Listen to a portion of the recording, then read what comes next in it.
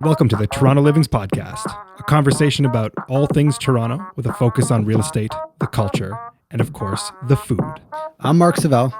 And I'm Joey Virgilio. And we're realtors with Sage Real Estate working together as a Toronto Livings team with a focus on helping you buy better, sell higher, and of course, having a little bit of fun along the way.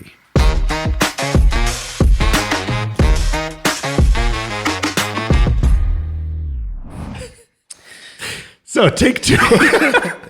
Hello, Joey. Hello, Mark. Pleasure seeing you here. Pleasure seeing you here. It has been quite some time. It has. Episode 12. Yes. The dynamic duo is back. Yes, we are. Shark and Swan. Shark and Swan. Back at it again. What do we call ourselves midway? Goose and something? Goose and dolphin. Goose and dolphin, yeah. We had an identity crisis. We need some time off to kind of get our stuff in order, but we're back and we're Shark and Swan. Yeah. Do you want to do a Swan song? Yeah. Swan song? Swan song. Yeah. You can do it. Oh, we are back, baby. I feel it. How you been? I've been good. Yeah. I've been good. Yeah, the last little bit has been, well, we've been on hiatus for somewhat of a reason. Yeah. Not a valid one. Yeah. There's no excuses, but yeah. It's also been pretty hectic. Yes, I agree. There's been a lot of action in the last little while. Yeah. So officially the last time we podder was May 8th. Yeah. And you pointed out that was Mother's Day. Yeah, that's right. And that seems like 10 years ago. Yeah. So I don't know. I think we peaked after the Renee Elliott episode and we just kind of... Yeah. We got the fame got to our head. Fame got to our head. I'm growing my hair out. I feel like so Hollywood now. That's your cue to listen to us on YouTube. We're recording this on video. You look more jacked. I don't know. You've been working out? Hey man, once a week, baby. I got some breaking news in terms of my health. Oh, I mean, I'm healthy. Let's hear it. I'm fat. Breaking news. Breaking news. I'm fat. No, I'm not fat, but I don't feel. I'm not at my peak. You know. All right. All these freaking places we're eating at are slowly chipping away at my temple. Yeah. Well, I mean, I was in the Bahamas last week, so we can say that. Yeah. I spent a lot of time looking at my belly. Yeah. God damn, I got big. So my June goals are to become a rower. Not on the water. Like in the water? No. Just in the gym. Pull some racing. I maybe one day. I don't want to say no to that. All right. Yeah, but I've been on. It's been 4 days in a row. I've been using the rower. Okay. How does it Oh my God, it's bad. It's so hard. I cycle. I do indoor cycling and all that stuff. Yeah. I can go an hour. It's quite no big deal. I've done like 100 kilometers indoor. It's hard, but it's doable. Yeah. Dude, 15 minutes on a rower. Whole body. Everything. Yeah. It's every piece of your body. Yeah. Parts I didn't even know I had are hurting me. But it's been good. I'm on, it's like Hydro Row, it's called. It's like the Peloton of rowers. And our condo just got it. So I was like, let me use this thing. Okay. Yeah. Okay. I've only seen the ones with they're like generated by the fan. Is that the same thing? Oh no, this thing's a piece of art. Oh, okay. Yeah, it's like the Peloton, it's designed really sleek and there's no water, there's no fan. It's like foo-foo. It's fancy. Okay. Yeah. Probably isn't the best way to get in shape, but whatever. Something's got to give. So that's what I'm doing. Hey, it's good. I'd give you the thumbs up. I appreciate that. It comes from a guy of your stature. That means a lot. And I even did like dumbbells today. Oh, all right. Yeah, because I'm also going to try and learn the drums. Here we go. Listen, I heard of this yesterday, and I keep saying we're starting a band. This is all inspired by the jazz improv that comes on. Subconsciously, I think you're right. That's probably why. I don't know, man. Like, I'm obsessed. I don't know if you know this, but like, you brush your hand with what? Your right or your left hand? I brush my hand? Yeah, you brush your teeth. Right hand. Right hand. Yeah. So like, there's this whole thing that like, you stimulate new parts of the brain if you brush your teeth with your left hand. Right. So I'm trying to just stimulate my brain by learning the drums. Yeah. I don't know. I just want to do something different. No, it's so yeah. I still stand by what I said is it's the funnest instrument to play. Oh, I'm bad. It's not fun when I hear myself. I'm like, what the heck? I have no rhythm. And in my head, I'm a friggin' like Metallica drummer. So I'm just like, it doesn't sound like that though. It's like, I'm telling you, man, you're already setting yourself up for a jazz master. Maybe it's all about the off notes. Maybe that's my calling. I don't know. We're not going to get into every place we ate because that would be a whole episode. Yeah, probably. But where's your top pick? Where'd you go? Okay, so honestly, I'm gonna be straight. I didn't pick a lot of good places. Yeah. It was a lot of busy Tim Hortons runs. Oh God. Yeah, there wasn't a lot. I will shout out Amico because for Mother's Day we got a whole bunch of bombas and like Yeah, you did. yeah, that's right. and we destroyed them. They were good, eh? Yeah, they're so good. You know, they're not like Amico Chef is not like these downtown shops. They use like all these wild ingredients, but they get the standards so good. Yeah. Yeah. Right? They just I love it. Yeah, no, it was incredible and like got way too much dessert from them. Yeah. Wait, you want to come to the rower? You do tandem rower. Yeah. We're starting a boat team here. Swan and Shark take the seas on a rower. I like it. We'll see where it goes. How about you? What was number one choice? Okay, so in the Bahamas, we ate a lot. We stayed at Bahamar, the SLS Tower, and there was like 45 places to eat. Oh, Yeah. okay. So we tried like A a lot of them. But I'm not going to bore everyone with where we ate. Bar Ape is back open. Oh, Bar Ape is like, it's not a gem if you live in the St. Clair and Bathurst area. People know about it, but like for the city, because our listeners are sometimes even worldwide. Bar Ape is this tiny, tiny little soft serve ice cream place behind the Rushton restaurant. Oh. So 283 Rushton is the location. Yeah. Dude, there's lineups from Thursday to Sunday. They're only open 4 days a week. Really, eh? Yeah. Cash. So, you know, they're just Straight business. Straight business. Stacks. We wait at least half an hour every week, at minimum, for our ice cream. No way. Yeah. I would highly suggest, if you're a fan of ice cream, to follow them on Instagram. Just look up Bar Ape, APE. And every week it's a different flavor. Oh, But dude, wait. Is it like they just do one main flavor, or is there a special flavor? No, they change it up every week. Oh, no So way. like Ontario pear and Nuchola. Oh, Like what was it? Chili pepper and something else. Like this has no business being an ice cream, but I've never left that place disappointed. okay. Yeah. it's Okay. really good. We'll go one night. I had it at the wedding. The ice cream bars at night were from them. Oh, my memory's a bit foggy. It's okay. So it's fine. Bar Ape, I've been there. They're open. So like, it's a big thing now that they're open. They're only open in the summer months. Yep. So they open May 2 for a long weekend. And I think we've been there 3 times. That's why I'm rolling, man. That's why I'm rolling. So yeah, that's good. And you posted something really wild on Instagram. Oh man, What is up Oh, with we're that? talking about takeout. I got this. No. We're not talking about. We're talking about. Yeah. We're talking about We're talking about nothing but windshield bagels. Oh yeah. Okay. Good.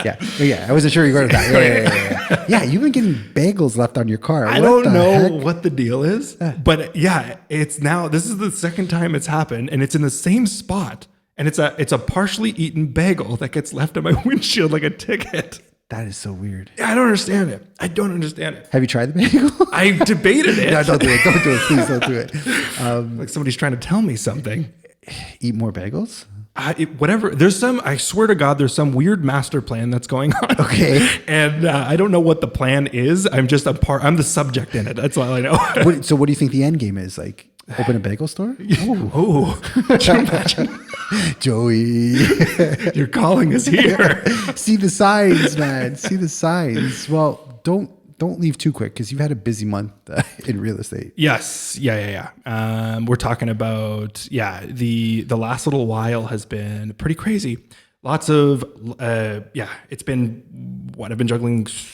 A lot. I don't know the numbers, but like that's part of the reason why we haven't podcasted as much as we wanted to, is like either tired or like we've busy doing something. Just been out. Just out and about. Yeah. It's been, we secured a first time purchase condo. Yeah. I'm so conscious of, I don't think we should name people's, like our clients' names on the podcast, but like Miss S. Yeah. I'm comfortable calling her Miss S. Okay. She's great to work with. Yeah. Like, Fantastic. So friendly. And like the whole family came out, which was great. I like that. I love it. Yeah. Yeah. Like when it's a family like affair, when everyone's like involved in the process, you feel better. Like, okay, all decision makers. We're all present. Yeah. And they flowed fantastically. It's not like one person was kiboshing it. They all just like, no. And the way they work is it was so detailed. Yeah. It was like they checked every box they needed to check and made sure every kind of corner was covered. Yeah. I like those analytical buyers. They're just like, here's my list. This is what I need. Find it and I'll buy it. Yeah. And that's what she did. Exactly. Yeah. Like 3 weeks, maybe a month time. Yeah. We saw quite a few. Yeah, we did. Yeah. We saw quite a few.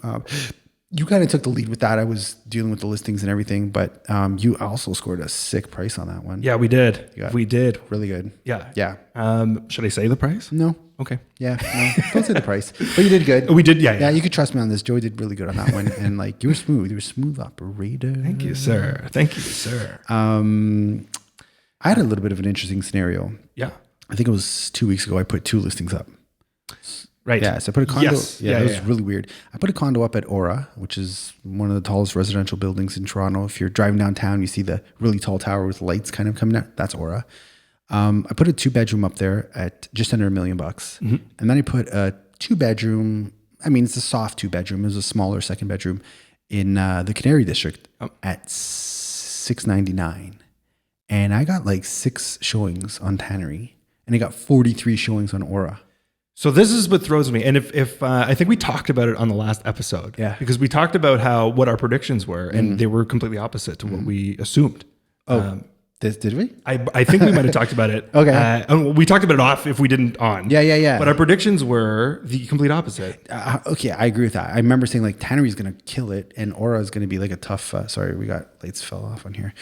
Whatever. Let's just roll with it. Okay. Aura is going to be a tough sell, and I had like 43 people look at Aura. Yeah. And we ended up getting 6 offers, record-setting price, really good agent to work with. And Tannery was a bit of a struggle. We got it sold in the end, but it was weird. It just went a completely different way. Yeah. Yeah, and it's like both properties are in good areas of the city, and just for whatever reason, there's different markets, I guess, even in the downtown core, kind of sub-markets and stuff. So yeah, that was good. You've been crushing it on the rental side. The rental side's been crazy. Yeah. It's a very fast-paced game. Yeah. And yeah, I mean, if we're going to talk about it, it's been a big cycle of rentals this last little bit. And and especially I think it's going to push harder during the next couple of months, moving into September. Yeah. But yeah, it's been, and even at the price points, which is the most surprising to me. So we're looking for we're talking between $4,000 and $5,000 a month. For a home. Yeah. Sorry. I'm just to mention the price points that I'm looking in currently is, and there's still competition on it, which I'm so surprised And about. a lot of competition you've been. It's not like one other offer. Yeah. We've lost, we lost one recently. I don't know if I should get into the specifics of it, but I'll give you a little piece of it, which was originally listed at, it was listed at 42 and it sold for 47.50. That is insane. Yeah. Yeah, it threw me completely for a loop that I mean, the competition's here. The rental market game is move quickly. Yeah. I think that's the biggest thing is if you have an opportunity not to compete with people, you need to be the first in the door and the first offer on the table. So you've been doing that. I hear you saying I'm taking this person out. We're the first people through these. Yeah, that's been a common sentence I've been saying lately. Yeah. Well, it's been working. Yes. So that's, secret sauce, but it should work. So yeah, I'm putting up a 1+1 next week. Right. No, I put it up today. Oh, you put it up today? Yeah, I put it up today. Sorry, my mind's all over the map. It's a 1+10 at Dufferin and Lawrence for $2,500. Yeah. And when I was looking at the numbers, I'm like, this can't be right. No, there's no way. Maybe there's a one-off. Dude, there's 8 that have leased in the last month for $2,500. I know, man. I know. Housing affordability. It's a real thing. I actually have one. I have also one coming up in the next little bit, and it's a 1+10 in Liberty. Liberty Village? Liberty Village. Nice. Yeah. And it's going to be exciting. Yeah. Good for you. Yeah. Wow, Hercules. But same thing. I was looking at comps through it and I was like, for a 1+10. Yeah. How much? We're going to list at 27.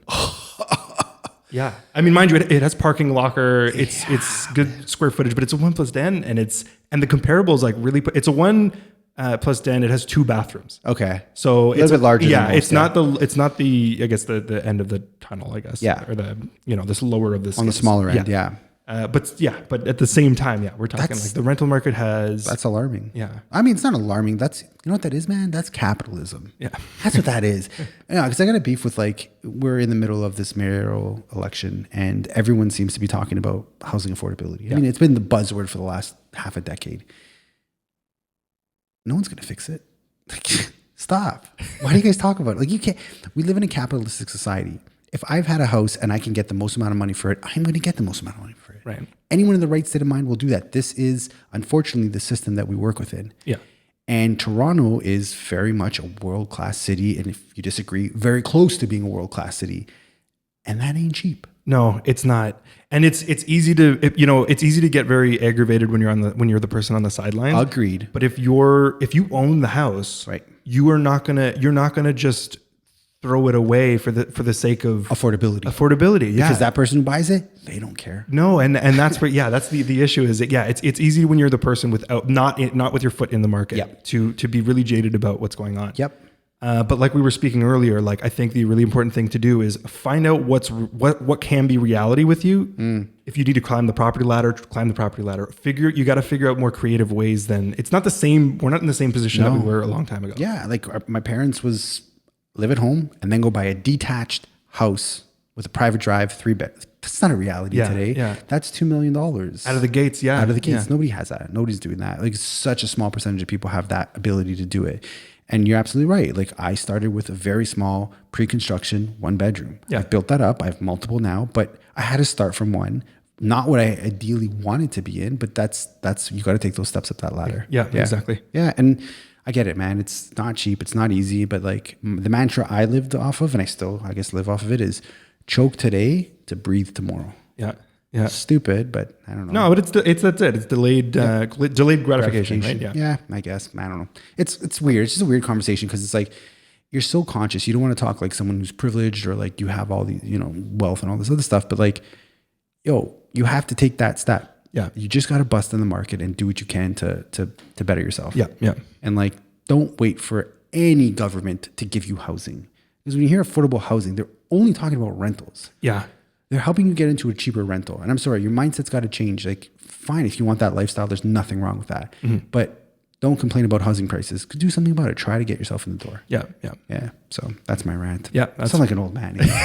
Jesus. I'm a nice guy. I don't know. This is the whole thing with the mayor's like, no one's saying anything of substance. And I'm kind of like, yo, John Tory, pay us $3 million.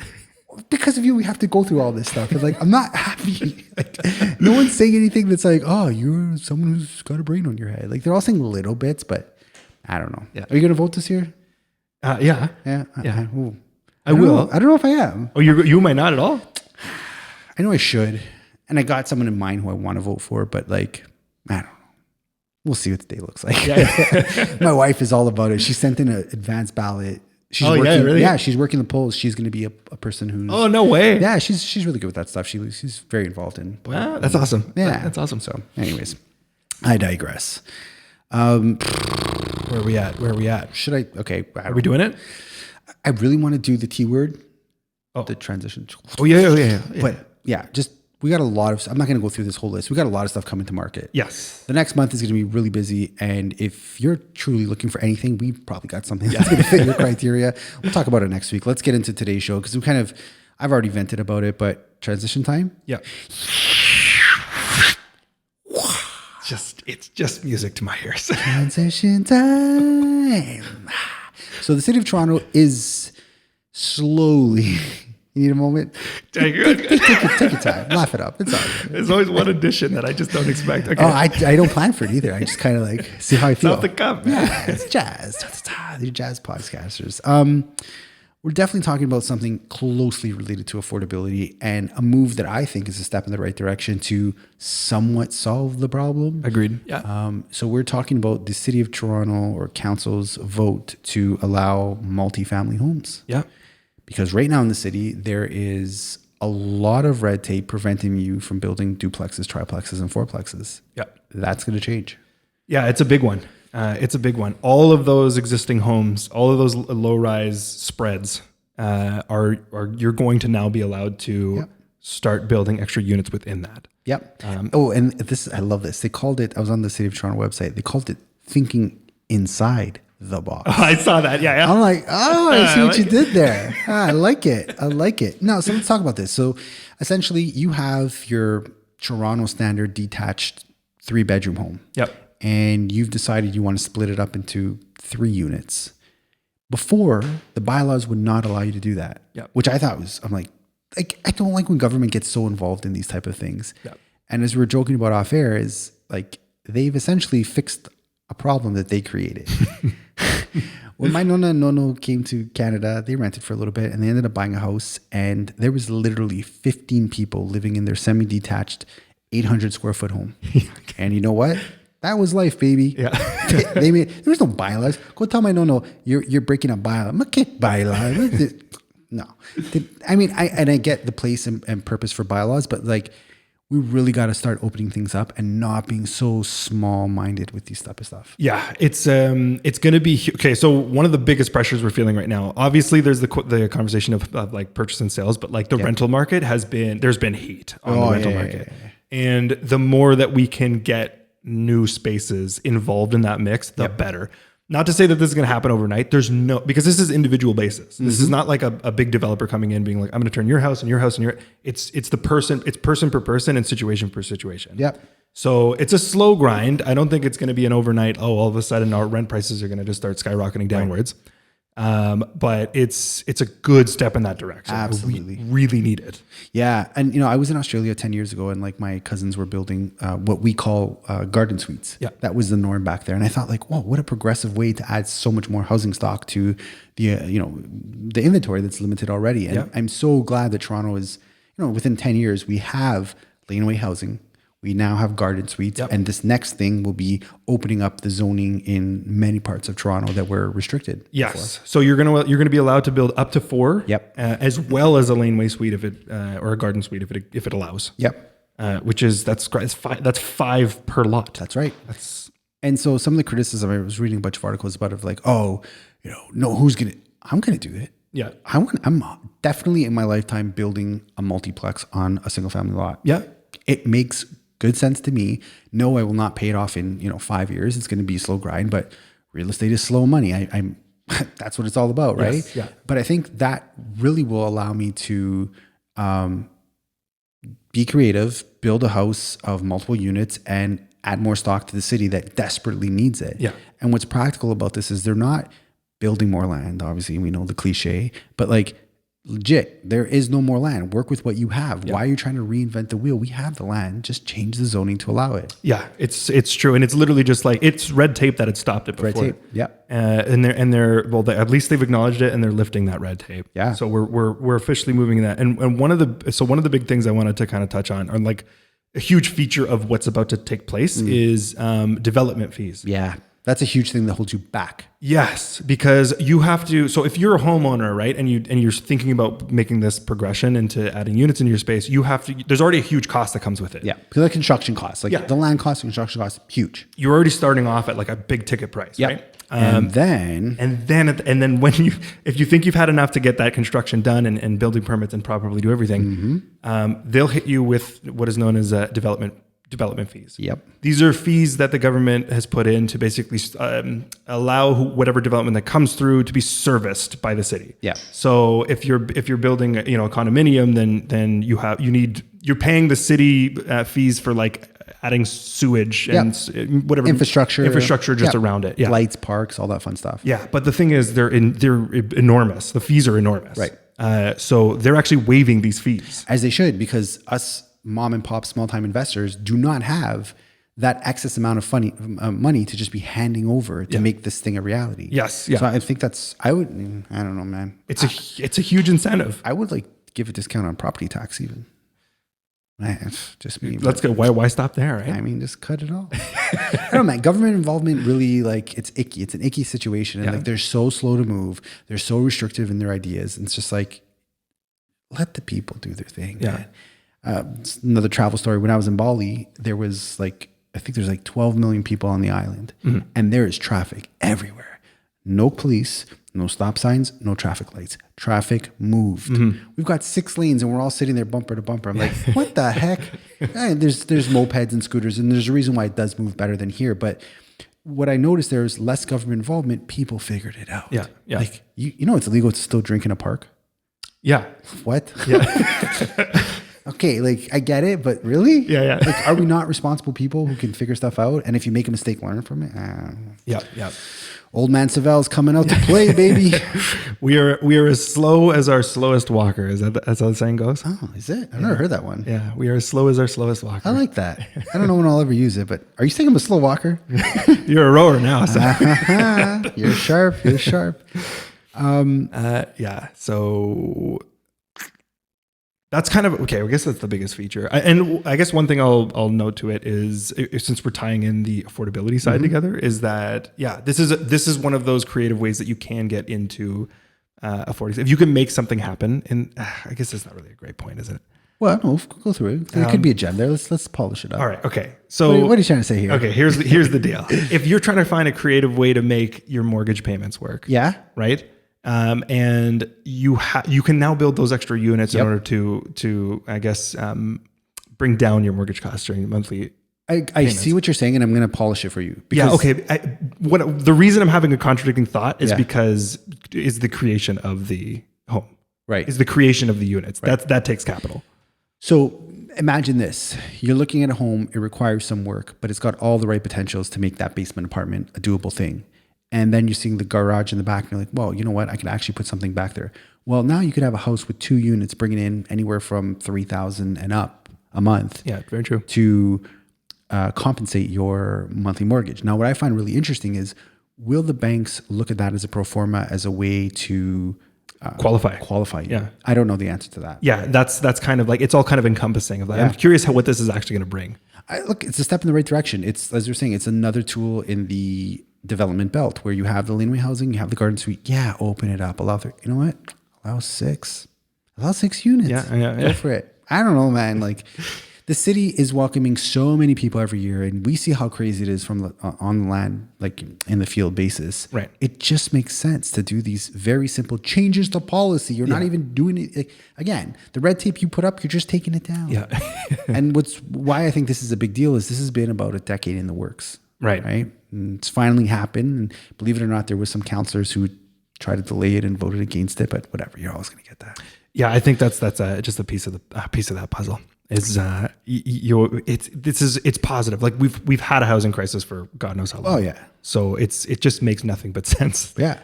I mean, if they want to fix a problem, you know what they could fix? I don't know how long you've been driving for, but I've been driving for over 15 years. And it's not a traffic comment. The 401 has never not been under construction. What? I want that contract. I want that infinite contract that never, like, just fix and finish the 401 before you start getting involved in all these other bigger problems. Like, that's something you'd actually do. So these philosophical, are we building enough housing stock and how do we, like, come on.